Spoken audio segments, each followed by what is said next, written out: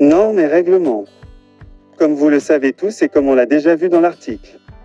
Danger de l'électricité et prévention. Que je vous recommande de lire.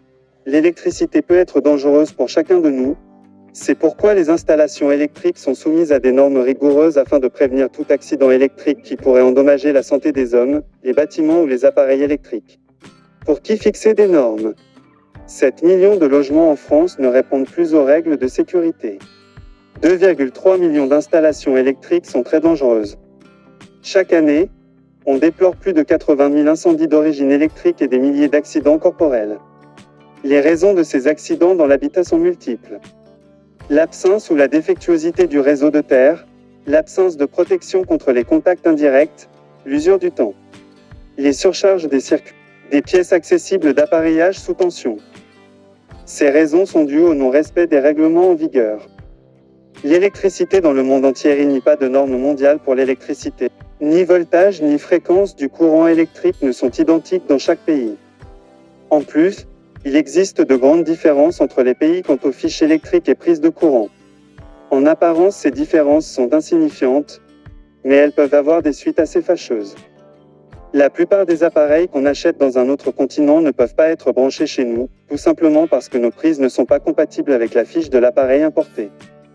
Il n'y a que deux solutions pour résoudre le problème.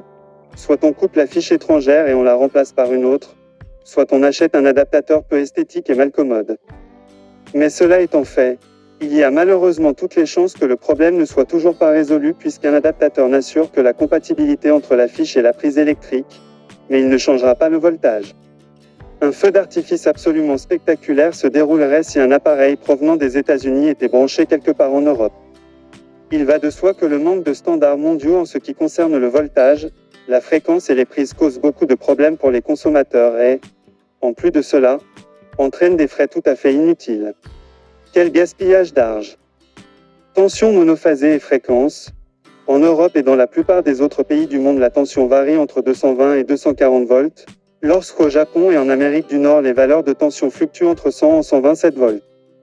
À la fin du VIe siècle, le générateur de courant alternatif a été inventé par Nikola Tesla, ingénieur d'origine croate. Ce génie créatif avait calculé que 60 Hz, le nombre de changements de sens du courant par seconde, exprimé en Hz, c'est la fréquence qui permettait d'obtenir le meilleur rendement pour les générateurs de courant alternatif. Il a préféré la tension de 240 V, qu'il estimait bonne pour le transport sur de longues distances sans être extrêmement dangereuse. Thomas Edison a développé parallèlement un système de courant continu à 110 volts qui était sans aucun doute plus sûr, mais moins pratique pour le transport.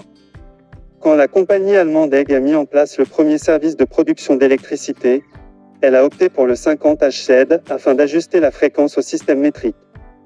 Bénéficiant d'un quasi-monopole, EG a facilement pu diffuser ce standard sur le reste du continent. En Grande-Bretagne, de nombreuses fréquences ont cohabité et ce n'est qu'après la Seconde Guerre mondiale que le 50 Hz s'est généralisé en Europe. À l'origine, la tension de 120 volts était très répandue en Europe, comme en Amérique du Nord et au Japon aujourd'hui. Mais à cause de fluctuations de courant et par besoin de plus de puissance électrique, il a été décidé à la fin des années 1950 et au début des années 1960 de doubler cette tension. En Europe, cette transition n'a pas posé beaucoup de problèmes, mais aux États-Unis, le gouvernement a abandonné le projet par des considérations d'ordre économique et financier. En effet, dans les années 1950, de nombreuses familles américaines avaient déjà acheté un frigidaire, une machine à laver et d'autres appareils électriques, ce qui n'était pas du tout le cas dans l'Europe de l'après-guerre. Actuellement, les États-Unis ont toujours des problèmes reliés à cette faible tension électrique P. X. Les appareils se trouvant au bout du circuit électrique fonctionnent parfois mal à cause d'un voltage trop faible. Les lampes qui sont installées au début du circuit, tout près du compteur d'électricité, sautent plus vite, PEC. Une différence de tension de presque 20% entre le début et le bout du circuit, c'est vraiment monnaie courante. Afin de résoudre une partie du problème, les nouveaux bâtiments américains sont alimentés en 240 volts, divisés en 2 fois 120 volts entre la phase et le neutre.